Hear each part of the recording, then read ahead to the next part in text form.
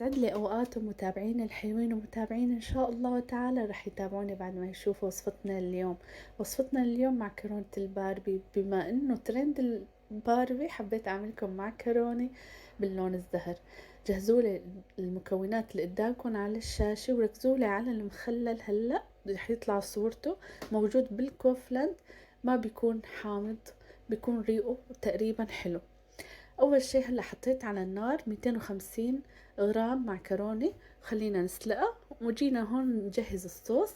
حطينا مايونيز ما يقارب تقريبا كاسة مايونيز وثلاثة شمندر مسلوق وبشرناه، وحطينا تقريبا 5 مخللات بشرناهم، وحطينا زيت الزيتون. انا المعكرونة مملحتها، اذا ما ملحتوها لا تنسوا تزيدوا الملح. شايفين هالصوص وهاللون الحلو؟ عن جد بشهي القلب، وصفي عن جد لذيذة.